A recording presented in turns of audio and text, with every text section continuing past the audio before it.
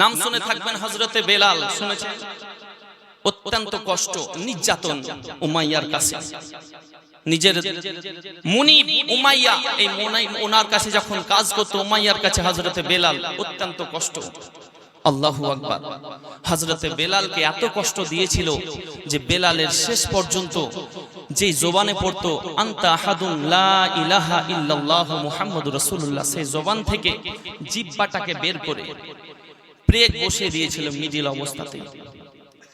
আব্বাজি ও ভাই জানেরা, হযরতে বেলাল রাদিয়াল্লাহু তাআলা আনহুকে যখন উমাইয়ার কাছ থেকে হযরতে আবু বকর সিদ্দিক ছাড়িয়ে নিয়ে যায় টাকা দিয়ে, অর্থ দিয়ে, যখন নবীর দরবারে নিয়ে যান, হযরতে বেলাল শ্রেষ্ঠ মুয়াজ্জিন, জোরে বলুন সুবহানাল্লাহ, সুবহানাল্লাহ।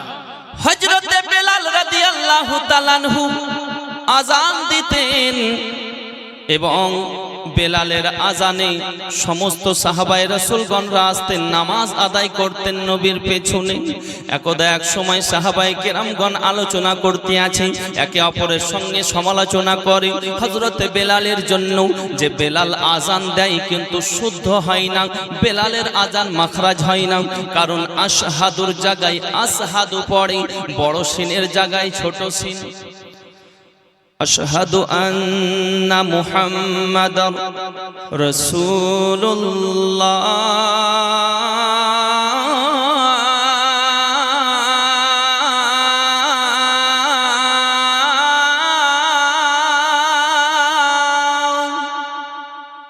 আর বেলাল পড়ে আশহাদু আন্না মুহাম্মাদার রাসূলুল্লাহ, আস পড়ছে কিন্তু হবে আশ, কারণ বেলালের জিহ্বাতে যেহেতু ব্রেক মারা হয়েছিল। আব্বাজি ও ভাই জানেরা, সাহাবায়ে রাসূলগণ বলতে আছেন নবী পাকের দরবারে, আকা ইয়া রাসূলুল্লাহ, ইয়া হাবিবাল্লাহ, হুজুর আপনার প্রিয় সাহাবী হযরতে বেলাল রাদিয়াল্লাহু তাআলা আনহু আযান দেয়, শুদ্ধ স্পষ্ট আযান দেয় না, আশহাদুকে বলে আসহাদু। দরদি নবী আমার, দয়া করে মেহেরবানি করি তাকে আপনি যদি আজান দিতে বারণ করেন, আজান দিতে যদি মানা করেন, বেশি ভালো হয়। অন্য কাউকে নির্ধারিত করা হবে, অন্য কাউকে আজান দেওয়ার জন্য বলা হবে। ওগো নবীজি, বেলালকে আজান দিতে আপনি বারণ করলে সবচাইতে বেশি ভালো হয়, কারণ বেলাল সঠিকভাবে আজান দিতে পারে না, তার উচ্চারণ শুদ্ধ হয় না। তার জন্য নবী গো, আপনার নিকটে এটাই আমাদের আবেদন। আমার নবী পাক তো জাহানের বাদশা হযরতে বেলাল রাদিয়াল্লাহু তাআলা আনহুকে ডাকার পরে বলতে আছে, বেলাল তুমি আজান দেবে না, কারণ তোমাকে আজান দেওয়ার জন্য নিষেধ করা হয়েছে। আমার কাছে কমপ্লেন এসেছে, ওগো বেলাল তুমি আজান দিও না, কারণ তুমি আজান দেবে না, কারণ তোমার শুদ্ধ আজান হয় না, এই রকম কথা আমাকে বলে। ওগো বেলাল আজান দেবে না। হযরতে বেলাল রাদিয়াল্লাহু তাআলা আনহু এই কথা শোনার পরে কান্না করতে শুরু করেছেন। ওগো নবী, আপনি আমাকে আজান দেওয়ার জন্য বারণ করলেন, আমি অবশ্যই মানব, কিন্তু কথা হলো এটাই, অন্য কেউ বারণ করলে এত কষ্ট হতো না, অন্য কেউ যদি আমাকে আজান দিতে নিষেধ করত অত কষ্ট পেতাম না। নবী গো, আপনি আমাকে আজান দিতে বারণ করেছেন, তার জন্য বেশি ভিতরে কষ্ট পাই। জোরে বল।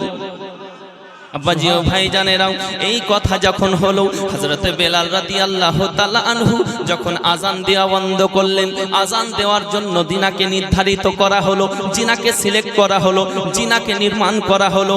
জিনার নাম আমিরে হামজা। আমিরে হামজাকে বলল, আমিরে হামজা তুমি কাল থেকে, আজ ফজর থেকে আজান শুরু করে দেবে, আজ থেকেই তুমি আজান শুরু করে দেবে। আমার নবী পাকের সাহাবী হযরতে বেলাল এদিকে ডুকরিয়ে ডুকরিয়ে কান্না করতে আছেন, ওগো মালিক, আমি বেলাল, আমাকে আজান দিতে বারণ করেছে, কোনো দুঃখ নাই, কিন্তু আমার নবী বারণ করেছে, তার জন্য কষ্ট লাগে, তার জন্য আমার মনে ব্যথা। আব্বাজি ও ভাই জানেরাও, হযরতে বেলাল এইভাবে কান্না করে, এদিকে আমির হামজা আযান দেয়, আল্লাহু আকবার, আল্লাহু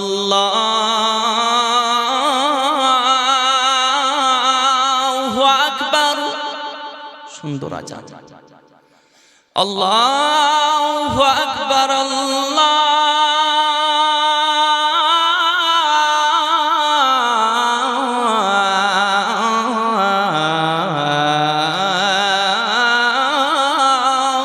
আকবার। সবাই বলছে ইস, নবী পাকের সাহাবীরা বলতে আছে কত সুন্দর আজান, স্পষ্ট হচ্ছে আশহাদু আল্লা ইলাহা ইল্লাল্লাহ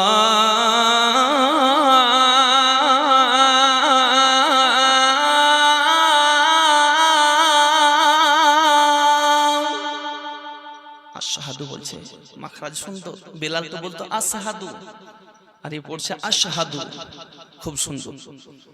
হযরতে বেলাল রাদিয়াল্লাহু তাআলা আনহু এদিকে কান্না করেন, এইদিকে আজান দেয় আমিরে হামজা। সাহাবায়ে রাসূলগণ যখন আজান শোনার পরে সকলে একে অপরে মসজিদের মধ্যে কারগিলের মতো ভিড় করে দিল। আজান দেওয়ার পরে দেখতে আছে আরো অন্ধকার, ঘুটঘুটে অন্ধকার হয়ে গেছে। কিন্তু আজান দিলে অন্যান্য দিন সাদা হয়, ফর্সা হয়, দিন হতে আরম্ভ হয়। হযরতে বেলাল যখন আজান দেয়, আব্বার আমার ফর্সা হতে আরম্ভ হয়, দিন হতে আরম্ভ হয়। আব্বার আমার কিন্তু আমির হামজা আজান দিয়েছে, ফর্সা হচ্ছে না, ঘুটঘুটে অন্ধকার হয়ে আছে, ঘুটঘুটে আঁধার হয়ে আছে। এমন তো অবস্থায় সকলেই চিন্তা করে। তখনকার জামানায় ঘড়ি ছিল না বাবা, তখনকার জামানাতে আব্বার আমার বিভিন্ন ভাবে তিনারা দেখতেন, কাঠি মেপে কিংবা মানে তারকা দেখতো। কিভাবে দেখতো? যে দেখে ওইভাবে সময়টাকে নির্ধারিত করত, শরীরের লোম দেখে নির্ধারিত করত। সেই জামানায় বাবা সাহাবায়ে কেরামগণ বলতে আছেন, ও আমির হামজা, মনে হয় তুমি আগেই আজান দিয়ে ফেলেছো, অন্ধকার তো হয়ে আছে, যাও সকলে বাড়ি যাও, আবার তুমি কিছুক্ষণ পরে আজান দেবে। সাহাবায়ে রাসূলগণ টুকটুক করে আপন আপন বাড়ি চলে গেলেন। আবার আমির হামজা আবার কিছুক্ষণ পরে আজান দিতে আছেন। আশহাদু আন্না মুহাম্মাদার রাসূলুল্লাহ,